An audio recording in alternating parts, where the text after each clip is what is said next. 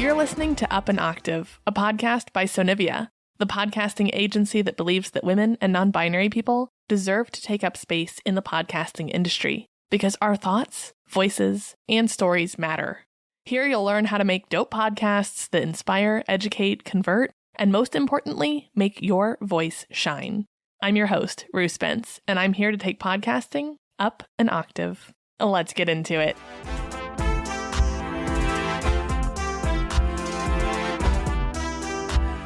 Hello and welcome back to Up An Octave. I am so excited about this episode and we're going to get into it in just a minute. But first, I have to tell you about something really freaking exciting. I have got a 4-day bootcamp called Podcast Paradise coming up April 15th through 18th, all virtual, and it is going to be seriously magical. I'm going to be helping brand new and seasoned podcasters alike gear up for a summer like never before. Oh, and did I mention that it's free? I'll tell you more about it later, but save your spot at bit.ly/podcastparadise, which you can also find the link in your show notes. All right, now we're on to today's episode where we are talking about audience interaction. This is so powerful for your podcast because it helps people feel involved and then they want to share and buy, and it helps you know exactly what your listeners want. So I'm super jazzed that this is the episode that we are covering today because I actually used audience interaction to pick this topic. So it's full circle, totally a kismet moment. So how I did that was, if you follow me on Instagram at Sonivia Studios, then you maybe even saw or contributed, hey girl, to this poll where I gave 4 different options for upcoming episodes that I wanted to cover and just said, hey, pick the next episode. And I got some amazing feedback. If this was not the episode that you picked, don't worry, the other ones are coming really soon. But, it was just so funny to me that it's like, here's an option for getting involved, and everyone picked getting involved. Like, I just think that that is so funny and so perfect.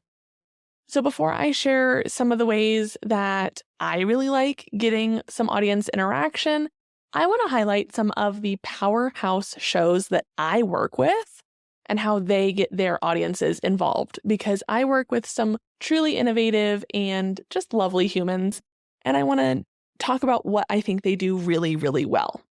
So first up, I want to highlight Shelby Forsythia over at Dear Grief Guide.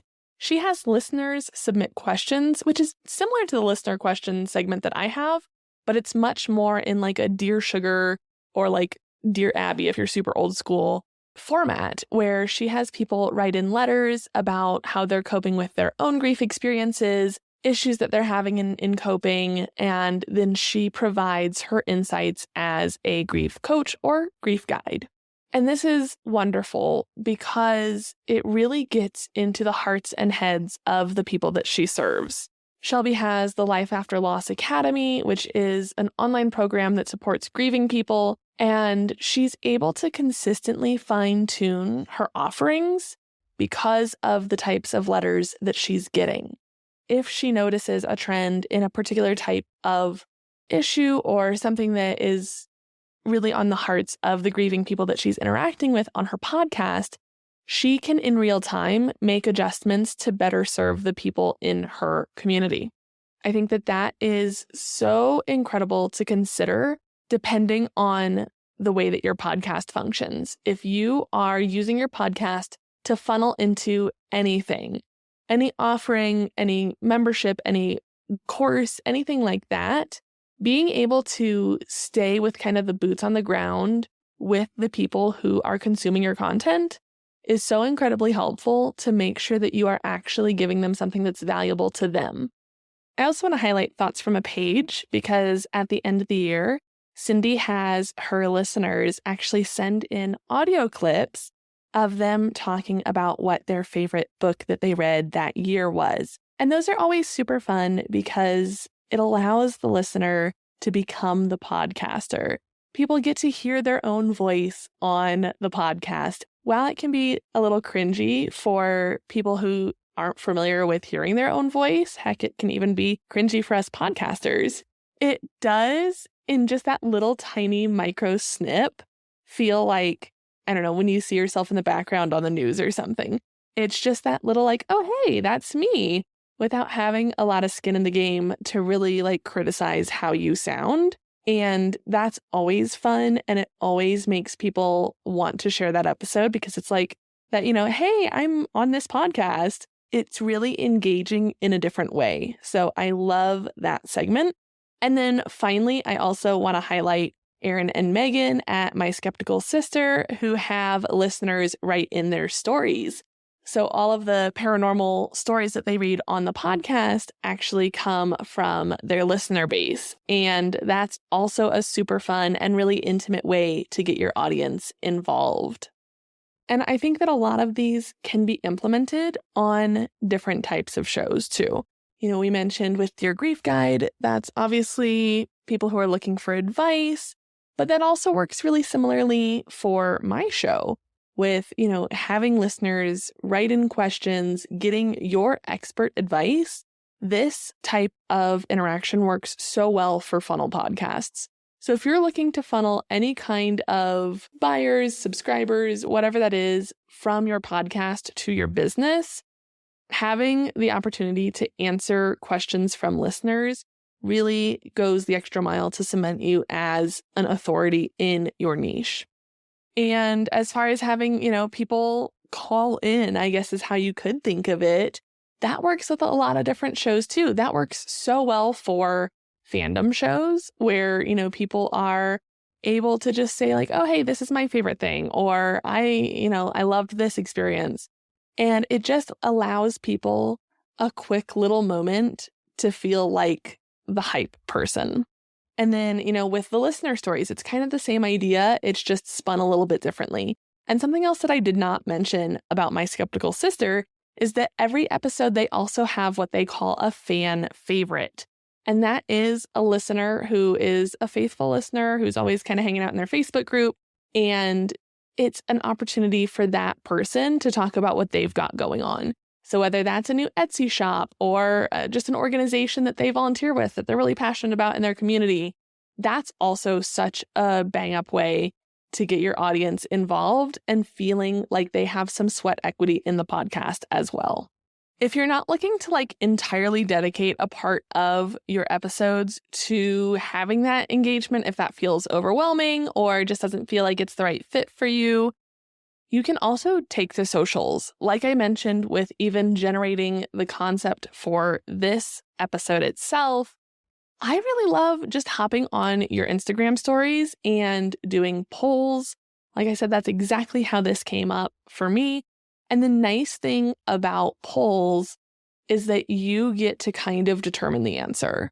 You're putting up 3 or 4 options that you are already really excited to talk about and just letting your audience pick the top one that they want or kind of the order. Like I said, the ones that did not make number 1 for me are still coming up because they're topics I'm really passionate about. And I was also able to get the visual confirmation that I do have members of my audience who are interested in hearing those topics as well.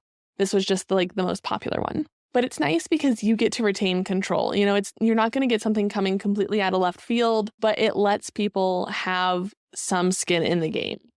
Something else that works really well for polls that I see some shows doing is allowing, especially Patreon subscribers, but honestly, this can work for any of your consumers, letting them pick the title.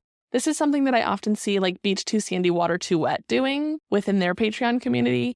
And this is somewhere else that's fun because, you can come up with a couple options. And so letting your, Patreon community select your episode title is so much fun. And again, you're picking it, right? You have options that you are comfortable with, and you're just letting your audience have a little bit of investment. And it makes them feel like they have participated in the show, which again, when we are talking so much about the parasocial relationship and cultivating that with your audience, being able to do that by giving people some actual participation is huge. It changes the dynamic between you as the podcaster and your audience as the consumer into something that feels a little bit more like an exchange. Something else that I really love doing that you may have seen in my Instagram stories is an Ask Me Anything or an AMA. And you can do that just by doing like the question box on Instagram stories and then just putting, ask me anything about insert your niche here. And that works so well when you are starting to feel like you have no clue what you're talking about, because it's crowdsourcing. You are getting the information about what your audience is truly interested in straight from the horse's mouth. Doing the Ask Me Anything helps you, again, get a pulse on your audience, kind of like the listener questions, but it also provides a new way for you to think about your content. When you are not even necessarily having to provide an answer as your whole episode, like for Shelby Forsythia, she puts so much work into considering how she wants to support that listener. Whereas if it's just, an Instagram thing, you can be kind of casual. I got some great questions from Molly Rocklin over at I'm Glad You're Here. Her show just started. It's awesome. Go check her out.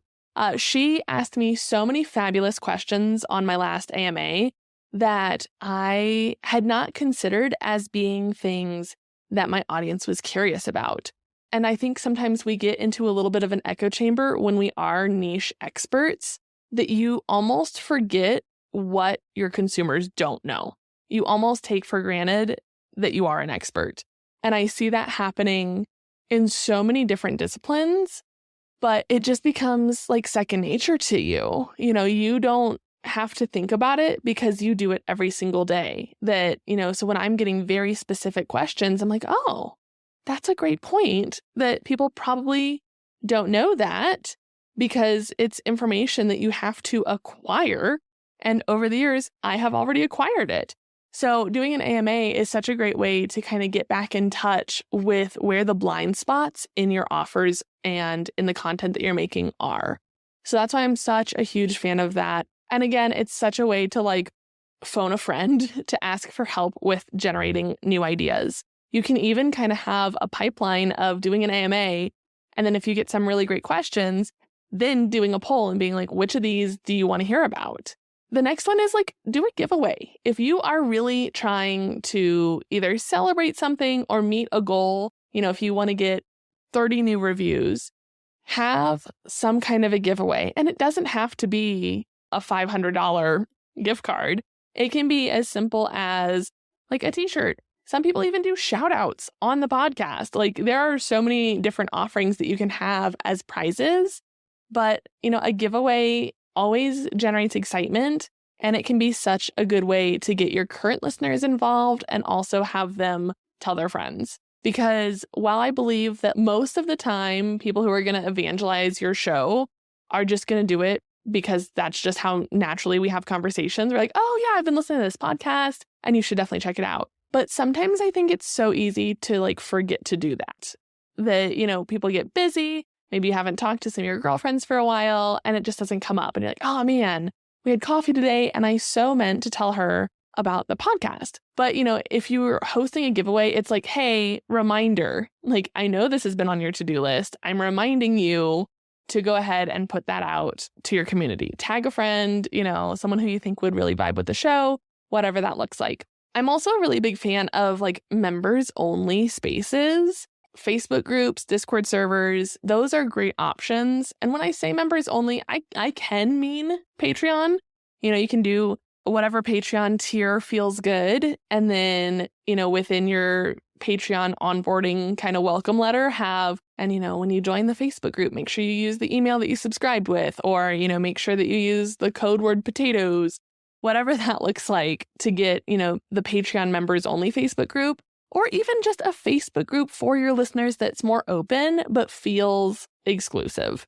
That it's not paid, but it's kind of this is where our inside jokes are. And so if you don't get it, you're not going to get it. That, it feels like a space that is just for the people who love your show. And it's somewhere that they're generating hype. They're inviting their friends. And again, it's, you can be in the comments and it doesn't have to take a lot of your energy. It can just be, let me pop a couple comments in. And it's just a way to kind of become a real person which is so good for strengthening your brand, strengthening the relationships, and just helping your podcast grow in general. And then finally, for audience interaction, I want to talk about live events, whether they're virtual or in person. And this can be as simple as, gosh, I am just on the My Skeptical Sister train tonight because they just do so many things right. But they have a monthly movie night for one of their Patreon tiers. And it's where everyone just hops on to like a Discord call and they watch a movie together. And it's so much fun to just get to hear a little bit extra from the hosts that you love. It could also be an Instagram Live. It could be a Zoom call. Like, it could be anything that makes sense for your niche, but it's just a way to make people feel like they're actually engaging with you in real time. Because, you may be like, well, how's that different than a podcast? It's the fact that, they can be either talking back to you or writing in the chat and having that like direct commentary. I know that we have all experienced when we're driving in the car and a podcaster like asks a kind of hypothetical question and you're like pounding your steering wheel like, oh my God, it's this. And, you want to be able to engage, that having whatever that like live call virtual event is kind of satisfies that. It scratches that itch for your listeners. And of course, in-person events. These are awesome. You can do meet and greets. They take a lot more work, sometimes a lot more fiscal investment, and you have to really prove that you can fill the space. So those are probably the most challenging, but it is such a high risk, high reward. As someone with a theater background, there is no greater high to me than getting off the stage and having people like come up to you and be thrilled with what you've done. It's just such a fun feeling to have people really vibing with your work. And so for podcasting, it's the exact same. The biggest thing for me with audience interaction is just cultivating that sense of community. And I think sometimes that is what gets forgotten about in podcasting, is because it's really isolating and it's really, it's a different set of skills. Like right now, I'm imagining you. Hi, how are you? I'm imagining you. And I'm thinking about what you might be doing. I'm thinking about the dinner that you might be cooking, or the laundry you might be folding, or the traffic that you're sitting in. But I'm not really with you. And anytime that I get that interaction, it helps me get a clearer picture of who I'm actually talking to. Because the reality is it's me with a sleeping toddler in my lap talking into a microphone. That's really what this is. I may feel like I'm talking to you. You hopefully feel like I'm talking to you. But in reality, I am sound waves coming across your car's Bluetooth. And you are a figment of my imagination in this moment. And so anytime that we can kind of merge dimensions and get a sneak peek into each other's reality, helps both the creator and the consumer really get a clear picture of what's going on here. It's so helpful as a creator to really get a clear vision of who is listening.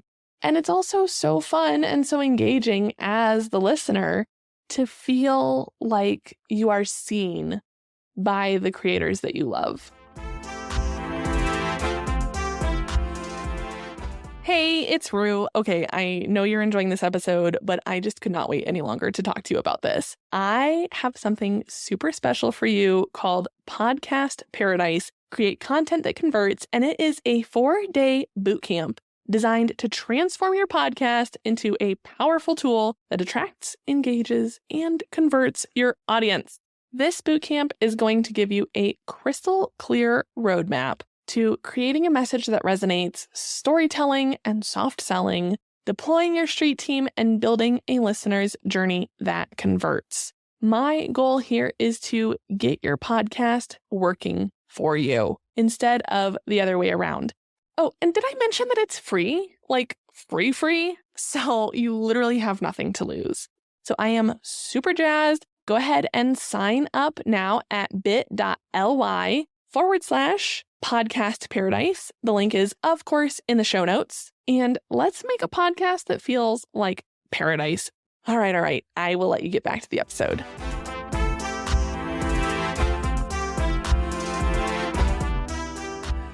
All right, today's question comes from Samantha, and she says, I've been toying around with the idea of starting a podcast about hidden gems in different cities around the world. My biggest question is about format. I'm torn between making it an interview-style podcast where I talk to locals from each city, or a narrative-style podcast where I share stories and insights from my own travels and research. What do you think is the ideal format for this type of show? I love this question because I very, very, very nearly started a super similar show. When we first moved overseas, I thought about having a podcast, and this was my very first podcast idea. This was before my first show. This was long before Sonivia. This was me being somebody who liked to listen to podcasts, wondering if I could ever make one. And it's because when we were living overseas, we traveled so much. I mean, it was so easy. It was plane tickets to literally a different country were $40. And so every time we had a long weekend, we were like, yeah, let's just, go to London for the weekend, go to Paris for the weekend, take the train somewhere. Like, it's so easy to travel in Europe that, I was like, maybe we should do a podcast about this. And I think I was going to make it like a scary podcast too. I was going to talk, because we always do ghost tours when we travel anywhere. And so I was going to talk about the ghostly haunting, similar to haunted places, which was already a podcast at that point. So maybe in hindsight, it's good that I didn't do this one. Anyway, so super near and dear to my heart because I love traveling and I love podcasting. So for travel podcasts, part of what nipped that idea in the bud for me was just not being able to travel enough to have that much content every week. Now, I think that is where doing at least some interview-based is excellent. That, maybe you could have a series where it's, a 4-part episode series on Austin, Texas. And, you can talk about, well, when I went to Austin, Texas, this is the food I ate, this is where I stayed, this is what I did for fun. And, you could build out a couple episodes. You could do one episode on the food, one episode on the nightlife, one episode on Airbnbs. And then you could also have some different conversations with the locals and be like, okay, so I stayed here. Where would you recommend people staying? And so you could turn it into like a 4, 6, maybe even 8. 8 feels like a lot. 4 to 6 episodes on each different location. You could also just do 2 episode series. My perspective, I just came back from this place. Here's what I did. And then the next episode could be an interview with someone who is a local.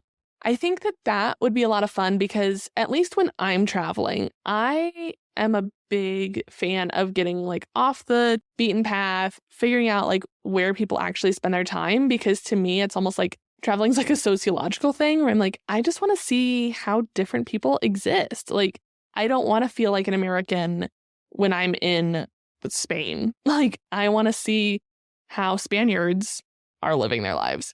And so, yeah, I definitely think that there is value in sharing your own insights, especially if you are a travel agent or, you're in that space where you're trying to commodify some aspect of the show. But having that first person perspective of someone who actually lives there, I think that's also incredibly engaging. And as I mentioned, if you're in the travel space, that there are so many ways to monetize that. You could do Patreon. That's you could do a Patreon downloadable every time that you go somewhere. Be my top things to do in this city. You could have sponsors from those cities. I mean, the list goes on and on and on and on for how you could monetize that. So that is a super, super, super exciting show, Samantha. I hope that you will let me know if you end up starting it and what format it's going to take. So if you have a question for me, you can write me in at rue.sonivia@gmail.com, or you can just slide into my DMs on Instagram. All right, I will be back next week passing the mic to Tanya Ambrose from Tea with Tanya, transforming every aspect. In the meantime, please share this episode with a friend who needs to hear it. Subscribe on Apple Podcasts, Spotify, or wherever you're listening. And while you're there, drop me a rating or a review, because just like your show, mine needs those to grow. The conversation keeps going, and I share even more podcasting tips and tricks on Instagram at Sonivia Studios. So head over there And don't forget to snag your spot in podcast paradise. I am so freaking jazzed to see you in there. Thank you for helping me take podcasting up an octave.